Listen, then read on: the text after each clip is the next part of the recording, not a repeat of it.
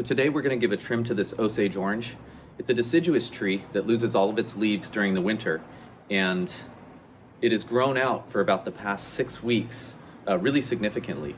There's a lot of strong shoots that are coming up out of some of these branches and off of the trunk that are potentially going to disrupt the current flow of this tree. So I need to come back, bring those back, and redistribute the energy. Pretty impressive how quickly this tree grew. All right, so let's dig in. So the first thing I'm going to do is take off some of these upward growing shoots that are growing really vigorously. I know it might be hard to see, but if you look right here, those are pulling a lot of energy and a lot of water from the tree and getting thicker and thicker, trying to achieve apical dominance, which means they're just pushing all of the energy there, thinking that's going to be the new top of the tree, but that is a lower branch, and I don't want it to be the top of the tree, so I'm going to go ahead and cut that off. I'm going to be trimming back to the first or second leaf set on each of these shoots that I'm trimming off.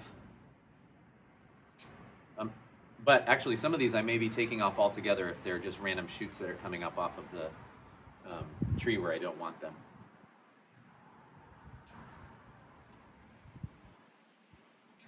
This is, like I mentioned, a deciduous tree, and they lose all of their leaves in the fall, winter, and they start to grow when, it gets a little bit back up to like, the 70s in the spring. And this thing really shot back very quickly. I think it's only been growing leaves for maybe 6 weeks, and it's already just, completely bushed out. Really impressive.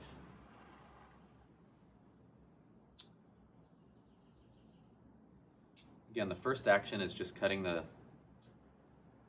branches that are growing up straight up. I really don't need those. And this tree is actually already had a really nice shape. So it's starting to move into like tertiary development. So it has the main branches, or has the trunk and the main branches, and then the secondary branches are coming off of those. So now I'm really trying to develop the branches coming off the branches, coming off the branches. If that makes sense. I got this tree about 2.5 years ago at the Bonsai swap meet, and it was a pretty humble piece of nursery stock. It just kind of looked funny, and I wanted to see what I could do with it, because it's kind of fun taking a tree that doesn't look like it has much character, or looks like it might be really difficult to work with, and then doing something cool with it. So that's why I picked this tree up.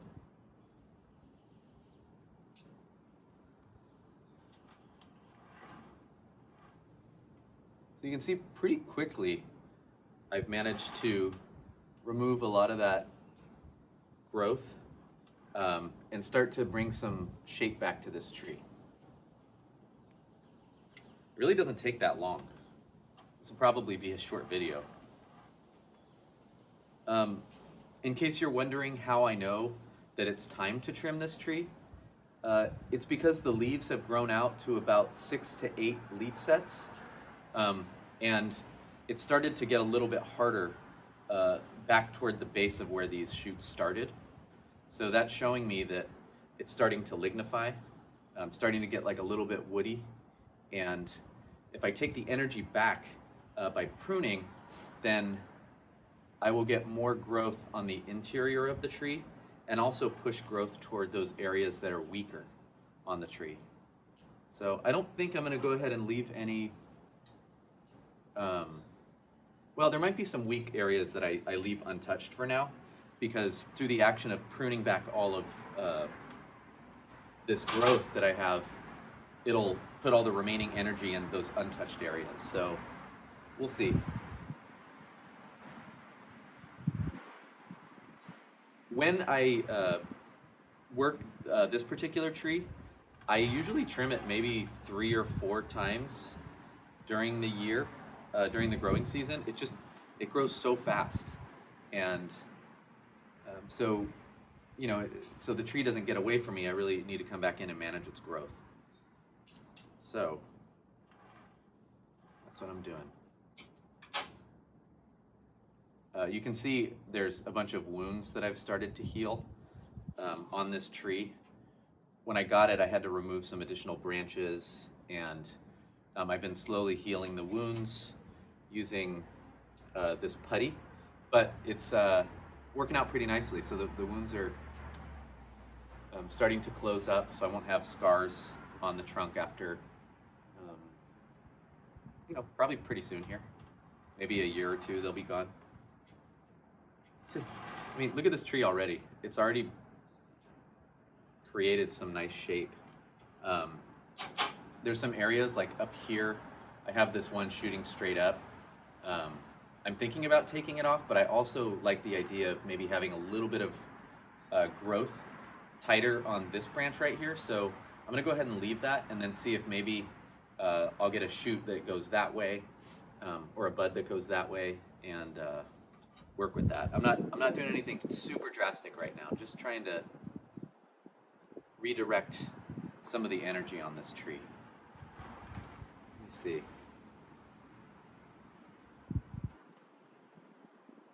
All right, so only other thing I'm gonna do, there are like areas where I have maybe 3 branches coming out at the same point, so I want to take it back to 2s.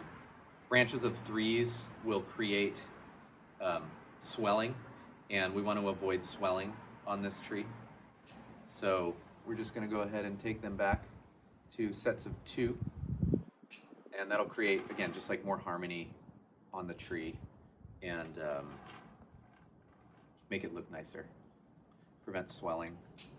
Also, if there's any areas with bar branches, so branches that kind of make a plus sign, we want to remove one of those. So that way, you know, if you have branches like this, you'll get swelling and inverse taper, so you want to make sure to remove any of those. This tree is looking really good.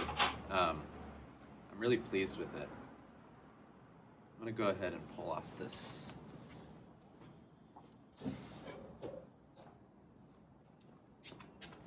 In trimming, I always find it as a good opportunity to take off any weeds that you have growing in your tree. So that way your tree's not competing for resources in the pot. But I have these little clovers in here that like to grow. Sometimes I like to leave them, they're kind of cute, but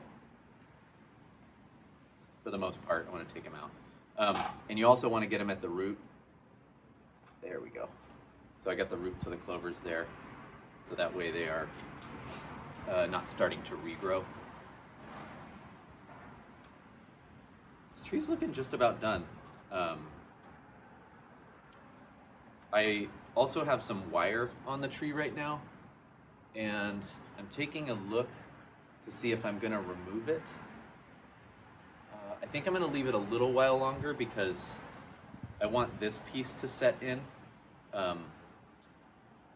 And it's not biting into the trunk just yet. There might be a little spot that might be biting in a little bit right there, but you know what? I am going to take it off because I can rewire if needed at some point. The thing about deciduous trees is they don't really heal their scars very easily, so you got to remove wire pretty quickly here. What I realize I'm actually going to do is there's only a section in the middle of this wire strand that is digging in, but the rest of it is still, I think there's enough tension on this wire to hold this down and to hold this up over here. So I just cut the middle section of that wire out where it was holding, and it's still doing the same thing that I wanted it to before. So one thing I'm wondering is, should I leave this right underneath this branch? There's this little thing right here, that little shoot. I'm wondering, do I want to keep that on there and have more growth from that point? And I'm not sure, but it may be that, yeah, I want to have some branching coming from this side right here as opposed to relying on this branch to cover this whole area. So I'm going to leave that for now. It's not going to hurt anything. And then one other thing I'm trying to figure out is, so I have my apex right here. It's going over and around, but I also have this little piece of branch that's kind of starting underneath here and starting to go a little bit forward. But I think that's going to cause some problems. One, because is it going to cause problems? Let me see. Yeah, it is. I'm going to go ahead and take it off. You probably can't see it on the video here, but because it's growing out directly under this. There we go. Yeah, there's really no difference from, you know, this perspective now that I took that off. So anyway, that was an easy decision. Another thing that's interesting about the Osage orange is it has thorns all over it. So they sometimes can be a little pokey. Some people go ahead and cut them off. So sometimes I'll cut them off just to do it, but sometimes it's kind of cool to have a spiky tree. I might be just about done. Again, this is a quick trim, a quick video. I'm just making sure to cut out any of these whorls where like you have a whole bunch of little pieces of branching starting, like all these shoots coming from the same little spot. I want to remove anything like that at this point. Because again, that'll cause some swelling. So down in this area, on this main branch right here, it's really vigorous. And if I can remove any of those little guys from there, then that'll be good. Oh, it's starting to rain. Well, it looks like this is a perfect time to finish this video. But take a peek, take a look. This Osage orange is looking really nice after just giving it a quick trim. Maybe I'll take do a throwback to the original one so you can see what that looked like. But my work for today is done, I think. You know what? Well, is it done? I was considering taking off this little guy because it's sticking straight up and really just kind of disrupting the flow of the tree. But if it maybe goes up and I wire it down at some point, I think that would be better. So again, here's the front of the tree.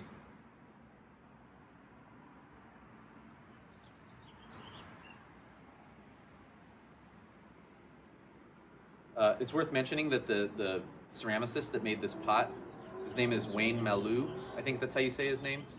Artisanworks.ca was his Instagram handle at some point, but I think he changed it. I'll go ahead and tag him in the video. But for now, make sure that you're trimming back your super vigorously growing trees once they start to harden off. Otherwise, they can take shape, take a new shape of their own and start to disrupt the design that you've worked so hard to create. So I'm gonna go ahead and trim some more of my deciduous.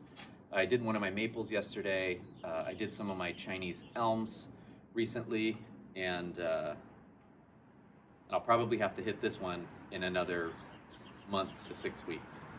But for now, enjoy the journey, and don't forget to water. Woo!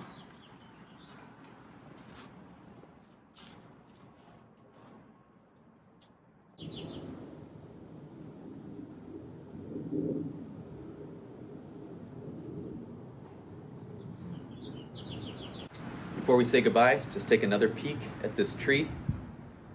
It has started to come together really nicely over the past couple years. I'm really happy with it thus far, and I'm really looking forward to seeing its future development. Osage orange.